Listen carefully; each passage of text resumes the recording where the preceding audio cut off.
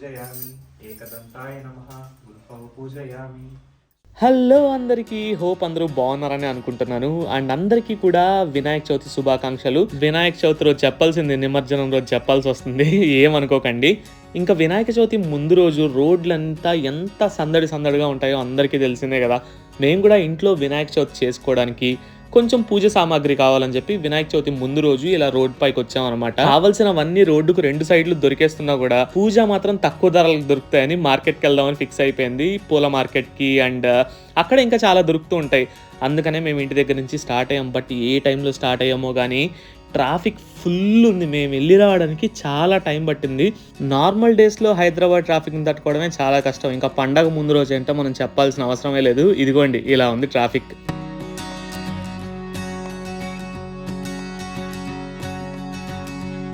మొత్తానికి ట్రాఫిక్ను దాటుకొని పూల మార్కెట్కి అయితే వచ్చేసాం. సో పూజకు కావాల్సిన పూలన్నింటినీ తీసుకుందాం.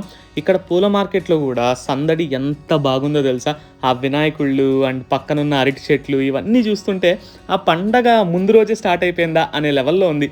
ఇక పూలు ఇంటికి తీసుకురాగానే మా అమ్మ పూజ వాళ్ళ అమ్మ కలిసి పూలతో దండని కట్టడం స్టార్ట్ చేస్తారు. అండ్ ఈ పూల దండలు అన్నీ కలిపి మనం గడపకి పెడితే ఎంత క్యూట్గా ఉంటుంది కదా. ఆ పండగ వైపు అలా వచ్చేస్తుంది అనమాట. నైట్ అంతా వాళ్ళు కష్టపడి కట్టిన పూలని తెల్లారితో గడపలకి డెకరేట్ చేసేసి ఆ 2 గడపల్ని వీడియో తీస్తుంటే అబ్బా ఎంత ఆనందంగా అనిపించిందో. బియ్యపిండి, బెల్లము, కొద్దిగా నెయ్యి వేసుకొని ఆవిరి కుడుమలు చేయడానికి రెడీ చేస్తున్నాము. ఇవేమో నువ్వులుండలు.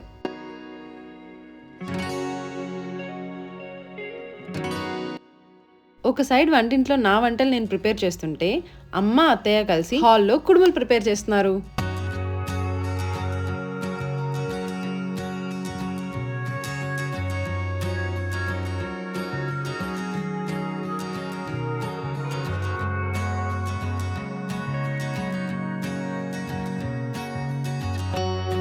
అలా మా అమ్మ వాళ్ళు వంటలు చేస్తూ ఉంటే నేను పూజ కలిసి వినాయకుడిని తీసుకురావడానికి అయితే వచ్చేసాం. ఇక్కడ వినాయకుళ్ళు చాలా బాగున్నారు అండ్ ఆల్మోస్ట్ అందరూ అయితే నచ్చేసారు. కానీ దీంట్లోంచి ఒక్క వినాయకుడిని మనం తీసుకెళ్ళగలం కదా, ఆ సెలక్షన్కే చాలాసేపు పట్టింది. ఎందుకంటే నాకు ఒకటి నచ్చింది, పూజకు ఒకటి నచ్చింది అనమాట.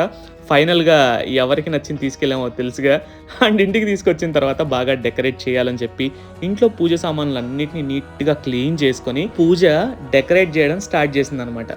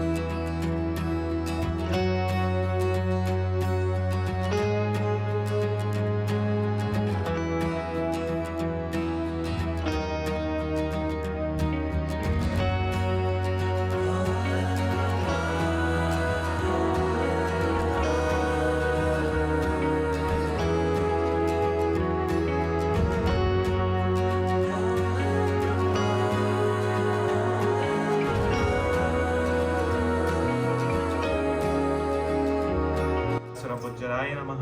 ఓం ప్రమోదాయ నమః. ఓం మోదప్రియాయ నమః. ఓం కాంతిమతే నమః. ఓం ధృతిమతే నమః. ఓం కామినే నమః. ఓం కపిస్తవన ప్రియాయ నమః. ఓం బ్రహ్మచారి. ఇక అలా మా పూజ పూర్తయిన తర్వాత అందరూ దేవుడికి అక్షంతలేసి దండం పెట్టుకున్నాం.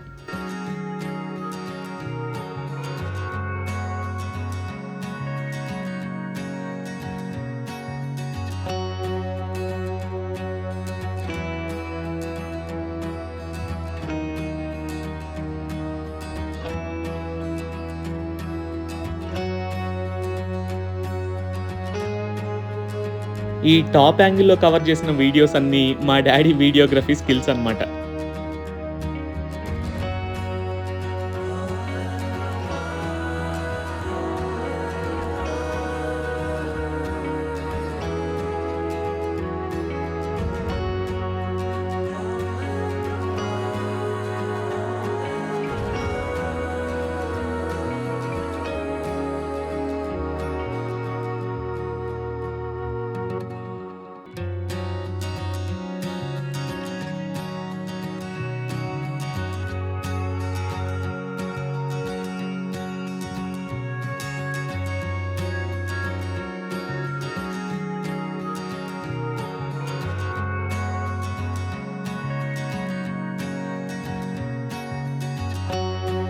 మార్నింగ్ చేయాల్సిన పూజలన్నీ చేసిన తర్వాత ఈవినింగ్ వినాయకుడిని కదిలించడానికి పూజ స్టార్ట్ చేసింది.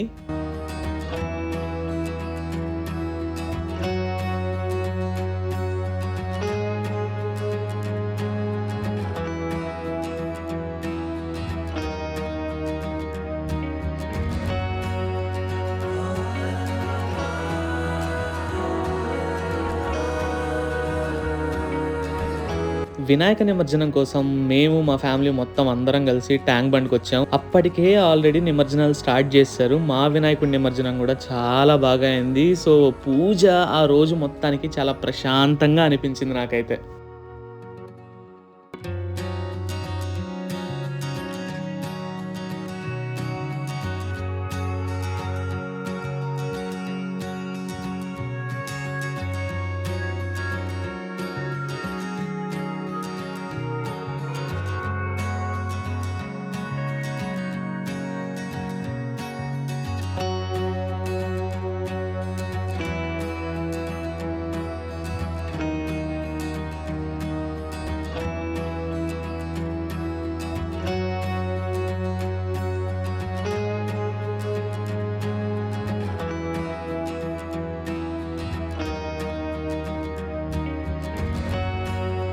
అలా వినాయకుడికి అక్కడ బాయ్ బాయ్ చెప్పేసి అక్కడే కూర్చొని ఇంకా వస్తున్న వినాయకుడి విగ్రహాలన్నింటినీ చూస్తూ కూర్చున్నాం కాసేపు. చాలా బాగా అనిపించాయి వినాయకుడి విగ్రహాలన్నీ కూడా.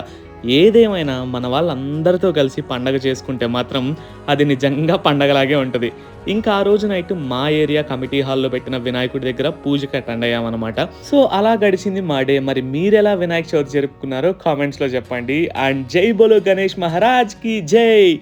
ఈ వీడియో నచ్చితే లైక్ చేయండి, షేర్ చేయండి, కామెంట్ చేయండి, సబ్స్క్రైబ్ చేయండి.